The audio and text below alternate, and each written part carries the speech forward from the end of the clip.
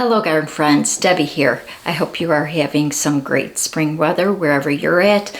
In my zone 6A, southwest suburbs of Chicago, actually I'm looking outside right now and we have some flurries. So winter is still hanging on here.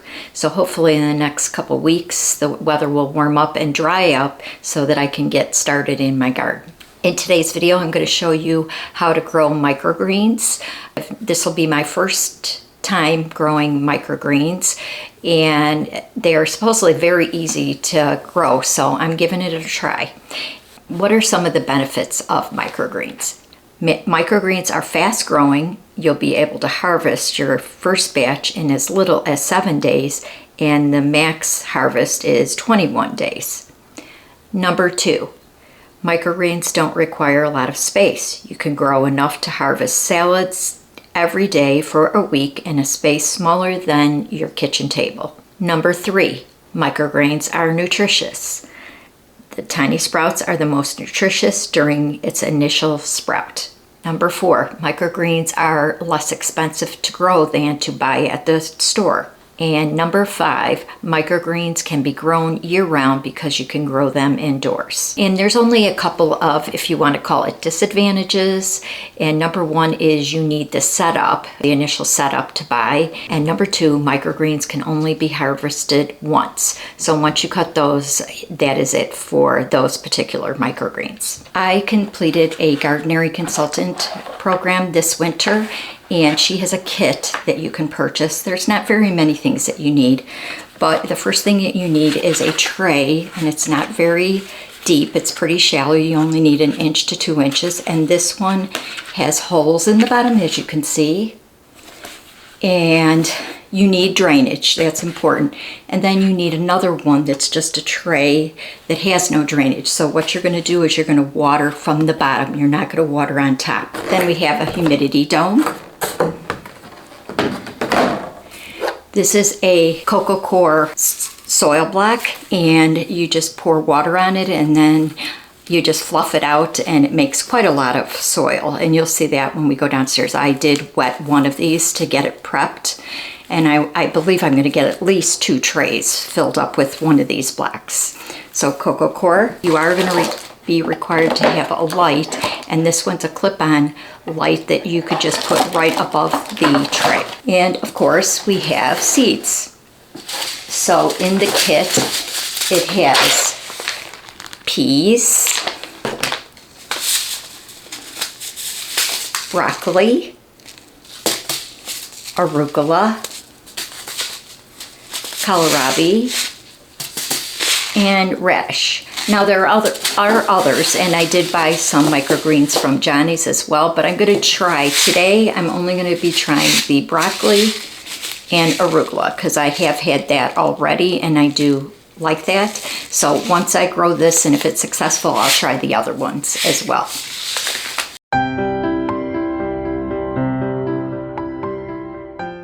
So seeds that you can grow besides this is just the kit, but some seeds that you want to try that are really successful with microgreens are from the brassica family. So they are seeds like broccoli, cauliflower, and arugula. And the next group that is really easy to grow for microgreens is the amaranth family, and that's spinach, beets, and Swiss chard. The aster family is your lettuces like buttercrunch and romaine, and believe it or not, and I will be trying these, sunflowers are really successful. And then finally we have your carrot family, and of course that's carrot, dill, cilantro, and parsley. Also you can grow plants from the pea family, and those are like your snow peas or snap peas. And your final group is your mints and basils. Vegetable leaves that you do not want to grow just for the leaves, that are not good for human consumption, and that would be tomatoes, potatoes, and peppers. They have toxic alkaloids in their leaves and stem.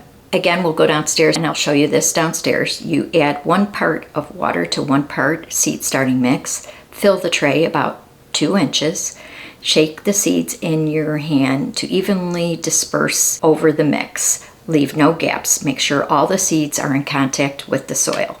Sprinkle more of the soil mixture on top. Add plant tags. Pour water in non-draining tray.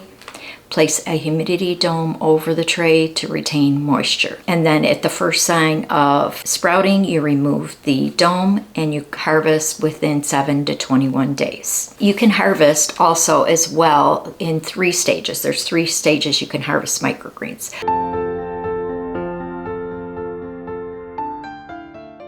So the first stage is when they produce their cotyledons, and that is their seed leaves. It is not the leaves of the mature plant. The second stage is when they produce their true leaves, and they may be different in color, form, and size. The third stage is when they become baby greens. So these will be taller and the stems will be a little crunchier than the younger plants. How to harvest. So how you harvest. You cut them with scissors and you cut them right above the soil. You rinse the microgreens, and a salad spinner is great. You just want to make sure there's no moisture so that it doesn't produce mold. But a salad spinner does great, and you can keep those in your refrigerator. Discard any soil and the roots, and then you can either throw that in your compost or discard. You cannot reuse that soil, and they will not grow after you cut them the first time. Like I said, I'm just going to be growing 2 today, and that is my arugula and my broccoli. So let's go downstairs and get started on that.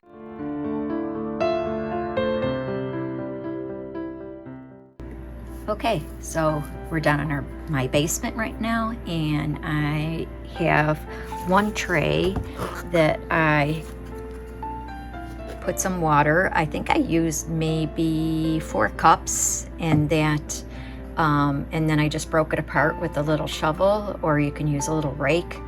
And it is, the consistency should be where you squeeze it and it doesn't really fall apart.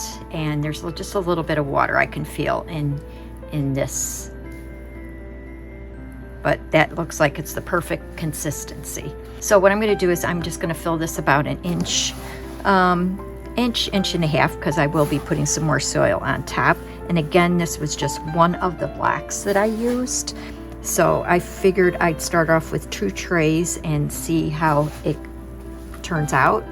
And if I do well, then I'll try the other ones, like the sunflower seeds and the peas and the kohlrabi and the radish. I'm not sure if I'll like the radish. I mean, if it's like super peppery, you know how radishes have a very distinct taste, but it might taste pretty good in a salad. So I'll give them a try though.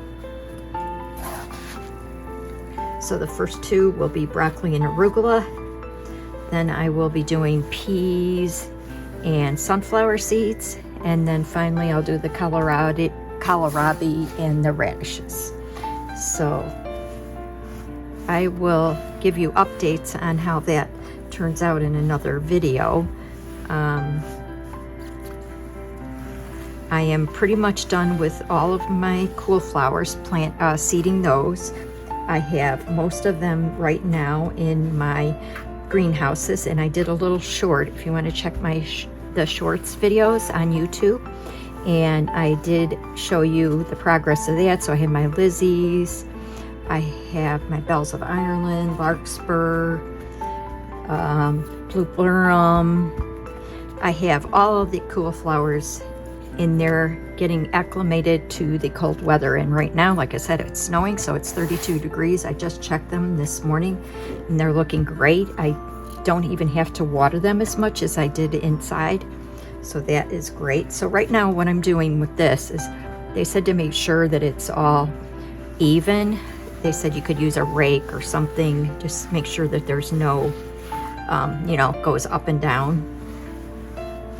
So trying to make this as even as possible. And then what they say to do, I'm going to take off this glove, is this will be the broccoli. And they said to scatter and try not to leave any spaces without a seed. They said it looks much better if you have all of the microgreens you have a bunch of microgreens and no spaces. So that what they said to do is just take it and sprinkle across the tray. So I'm going to use this whole thing.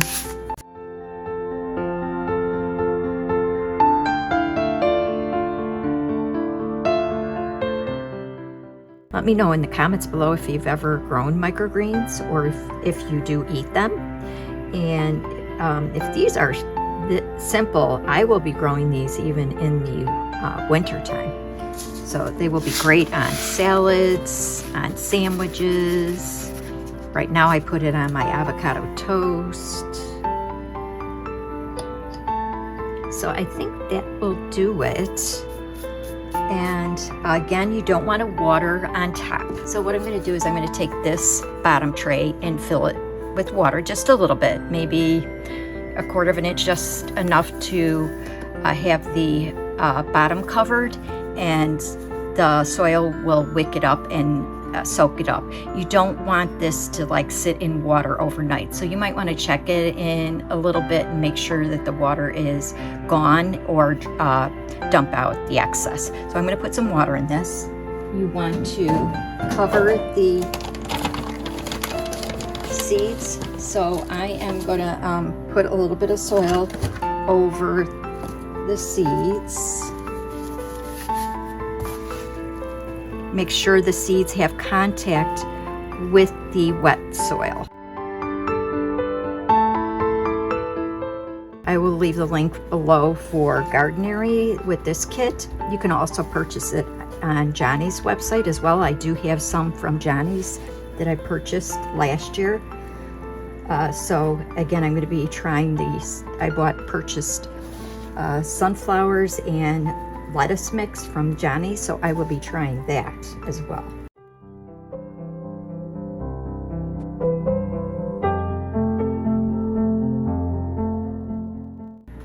And the only way that a seed will sprout is if it is in contact with moisture and soil.